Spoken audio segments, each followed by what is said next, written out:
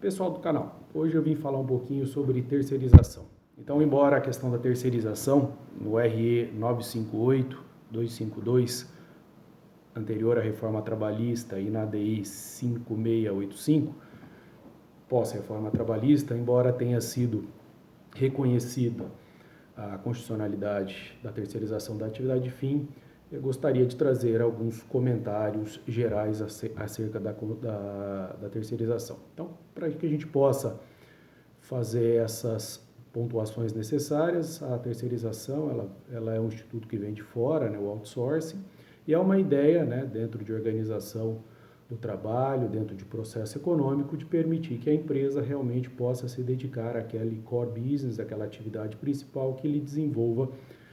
condições competitivas no mercado. Então, são uma diversidade de exemplos, como Nike, como Apple, né? A Nike desenvolvendo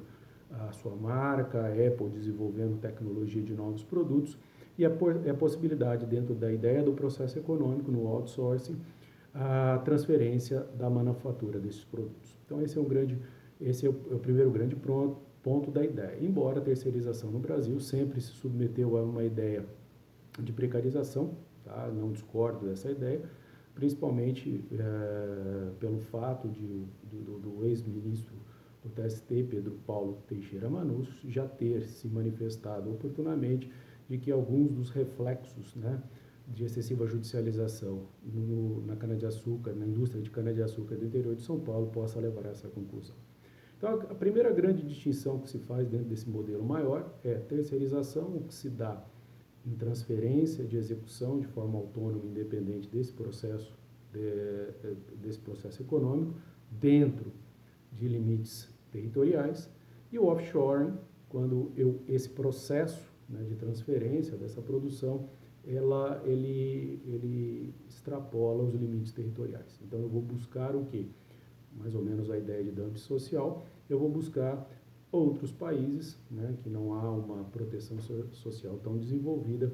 capaz de permitir um custo menor de mão de obra. Então, o offshoring vai para fora e a terceirização dentro da mesma base territorial da qual incide as leis. O que há de distinto na terceirização? Terceirização, então, haveria o questionamento, né, do igual salário, que o Maurício Godinho Delgado fala dessa possibilidade, o que seria talvez um pouco difícil pela necessidade de termos trabalhadores contratados diretamente, terceirizados, exercendo a mesma atividade. Mas o grande ponto se dá com relação ao enquadramento sindical. Então, eu teria aí uma norma autônoma, né, numa convenção coletiva e um acordo coletivo de trabalho, com um conjunto ou um padrão inferior de direitos, né, o que permitiria essa redução deste custo da mão de obra. Então, esse é um grande ponto que se faz presente. Todavia, acho que nessa questão aí do offshore, um dado muito importante, então, se for chamado a atenção por Paul Krugman, né, Paul Krugman, não salvo engano, em 2008, ganhou o Nobel de Economia, e ele chama a atenção por um fato muito próprio, e talvez uma consequência aí da Covid-19, de que há aí uma tendência à nacionalização da produção manufatureira, não só nos Estados Unidos, né, que estabelece uma guerra comercial com a China, mas também em alguns outros países industrializados, desenvolvidos, a exemplo do que aconteceu no Brexit. Então, a ideia é que alguns desses países, né, que receberam essa mão de obra no offshore tiveram uma evolução da proteção do trabalho, e nesta nova onda de nacionalização haveria, segundo o economista, o Paul Krugman, haveria aí a possibilidade de nós termos ainda uma piora do cenário, né, um recrudescimento aí dessa proteção trabalhista, como um efeito, né, direto desse movimento de nacionalização. Então, esse é um ponto interessante. Outra questão que eu chamo a atenção, né, que fica a evidência dessas duas decisões do Supremo, né, essa questão desse fato econômico, que é levado realmente em consideração, né, e o elemento de segurança jurídica. Quanto ao elemento de segurança jurídica, eu acho que um ponto interessante é essa divisão, né, que se fazia pelo inciso 3º da súmula 331 entre atividade meio e fim. Então, o que se percebe também, né, não apenas como uma justificativa para a terceirização da atividade fim, mas que sobre a análise econômica do direito, né, sobre essa necessidade e esse vetor interpretativo que fica muito claro pelo Supremo Tribunal Federal de segurança jurídica, fica muito evidente que essa divisão de atividade meio e fim, sem a possibilidade do desenvolvimento de alguns critérios objetivos claros, né, para a identificação de ambos, tinha como ponto, né, como ponto comum aí uma excessiva judicialização, para que possamos em cada um dos processos econômicos fazer essa distinção que não é tão simples, né. Chama atenção, né, para a última alteração, né, primeiro veio a Lei 3.429, depois a Reforma Trabalhista 467, e trouxe, né, através de uma nova redação da Lei 6.019 de 74, um novo marco jurídico da terceirização. E um ponto que eu acho de extrema importância é o artigo 4º, né, que traz a ideia do que vem a ser terceirização. Então, a terceirização é transferência de uma atividade. Então, dentro do conjunto de atividades que eu tenha, né, dentro da própria empresa para a consecução do seu objeto social, eu poderia fazer essa transferência, inicialmente de atividades meios, marginais, né, e secundárias, e agora de forma ampla, talvez irrestrita aí, quanto a qualquer atividade fim da empresa, né, qualquer atividade fim da empresa. Mas essa transferência, né, ela implica, sob pena de reconhecimento de vínculo direto com o tomador de serviço, implica, obviamente, o exercício dessa atividade que foi transferida de forma autônoma e independente. Então, isso é um grande ponto, até porque a intermediação de mão de obra, isso já é um ponto reconhecido há muitos anos pelo Tribunal Superior do Trabalho, né, no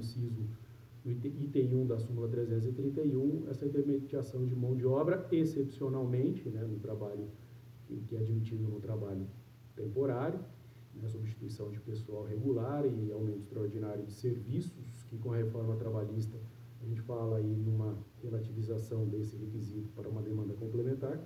E a ideia é de que essa intermediação, exceto nessa hipótese da lei, ela não se justificaria, não é possível, uma vez que a Convenção da Filadélfia, de 1944, declara, né, e essa talvez seja um dos grandes vetores de uma das grandes diretrizes da OIT, de que o trabalho não pode, né, ser observado aí como mercadoria. Então, acho que é um ponto muito importante. E, a partir dessas duas decisões, né, então é uma decisão aí que fica evidente não só o aspecto econômico, né, o direito analisado por essa perspectiva, na minha ideia, eu acho que fica evidente também pela ABI 6363 durante a própria pandemia, então acho que é uma tendência que se consolida, de que no Supremo Tribunal Federal nós teríamos aí já uma maioria, né, que permite essa adaptação, esse living constitution, né, a partir dessa ideia do fato econômico. Então isso é muito importante, tanto antes, né, quando reconhece que o 594 do Código Civil não restringe o contrato de prestação de serviço. Então, a ideia de que, pelo princípio da legalidade, pela segurança jurídica, pela estabilidade do passado, pela compreensão do presente, pela previsibilidade do futuro que eu trago desse ethos constitucional, desse valor constitucional, obviamente, fica evidente pela possibilidade do 594 de ter aí, pela lei, né, pelo princípio da legalidade, aí, a transferência de qualquer atividade lícita. E o que se repete, até porque aí é uma opção política, né, então aí a gente percebe um pouco dessa ideia de self-restraint, né, dessa autocontenção do Poder Judiciário,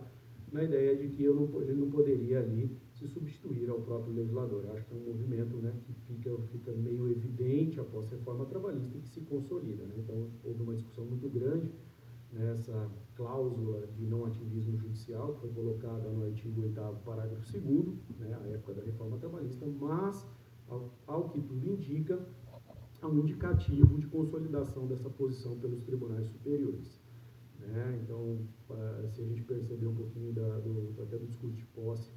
da atual presidente do TST, Cristina Peduzzi, ela, né, encaminha nesse sentido, né, na ideia de autocontenção do Poder Judiciário, na ideia de preservação do texto da lei, pelo simples fato de que a alteração que se dá no parlamento acompanharia a ideia de uma maioria, não obstante, né, todo nosso arcabouço acadêmico de que constitucionalismo, direitos fundamentais realmente permitiria esse caminhar na preservação de alguns direitos essenciais, né, mas um caminhar de forma contramajoritária. Então, acho que é um ponto bem interessante. Agora, passado isso, a decisão do Supremo, né, quanto a esse ponto, então o que eu chamaria atenção é algumas 3 ideias, né, então a gente passa por essa ideia lá já da possibilidade efetiva de terceirização de atividade fim, então eu chamo a atenção de 3 pontos, né, 3 pontos que precisam ser bem observados. Primeiro, já tive a oportunidade de defender esse artigo lá no Comped em Goiás, né, em Goiânia, no ano passado, o que eu chamaria de requisito da substancialidade, né? Então, se a gente pegar a teoria da empresa do 966, né, então o empresário ele articula aí todos esses fatores de produção, então entenderíamos que não havia a possibilidade, né, dentro do processo econômico, dentro da atividade econômica, se ter um esvaziamento. O esvaziamento no sentido de que um dos fatores, mão de obra, eu não tivesse a mão de obra mínima para o desenvolvimento do meu objeto social. Então, seriam escolas sem professores, empresas de transporte sem motoristas, observando, obviamente, que a legislação do aeronauta tem, né, ela tem, por uma reforma recente, ela tem redação especial, né, redação própria quanto a isso, inviabilizando a possibilidade da terceirização. Então, esse é um grande ponto, esse requisito de substancialidade, que a gente já teve a possibilidade de defender. A capacidade econômica, né, então uma das ideias seria, né, a subscrição de capital social mínimo, que eu acho que é uma questão muito formal, né, mas a capacidade econômica para que nós não tenhamos essa quantidade muito grande de processos em que a empresa prestadora de serviço não teria, antes do contrato, durante ou de forma superveniente, substrato patrimonial para suportar as demandas e a preservação desses direitos. E, por fim, eu acho que a gente teve até uma discussão recente em processo, né, tivemos a satisfação de ter um recurso de revista conhecido no TRT da 15ª região, é a questão de que nós não poderíamos, né, dessa perspectiva, até porque os temas com repercussão geral que foram reconhecidos pelo STF, a legislação, o marco jurídico traz como requisito essencial a ideia da responsabilidade subsidiária do tomador de serviço. Então, aí seria dentro daquele conjunto econômico, não haveria como, pela incapacidade econômica, de se furtar a essa responsabilidade pelo eventual passivo trabalhista. E algumas discussões nesse processo em que houve o reconhecimento pendente de julgamento no TST, eu acho interessante alguns pontos que devem ser observados. Então, há, talvez, aí alguns caminhos interpretativos que venham a fragilizar essa ideia da responsabilidade subsidiária. Por exemplo, né, algumas atividades de cobrança, né, de ativos financeiros dentro do setor bancário. Então, quando eu repasso até para escritório de advocacia, etc., a atividade em si, né, de recuperação desses ativos, ao que me parece, é uma atividade inerente do banco. É próprio que não haja interferência do banco dentro dessa transferência. Senão não teríamos a terceirização. Então, esse é um ponto essencial, né, para tentar compreender se há uma prestação de serviço e esse tomador deveria ser responsável pela mão de obra de um escritório de advocacia que contrata, mas para uma atividade ampla e inerente à advocacia, ou se teríamos aí pela necessidade do processo judicial, da cobrança, ou mesmo a cobrança, e aqui o caso é esse, uma cobrança administrativa, em que eu tenho toda uma sistemática de telemarketing. E, por fim, acredito ainda que estas questões devem ser muito bem definidas, porque utilizar o ônus dinâmico da prova, haveria a possibilidade de nós termos aí uma espécie de manipulação pela ideologia de se reconhecer ou não a terceirização. Então, esses são alguns pontos que ficam até na regra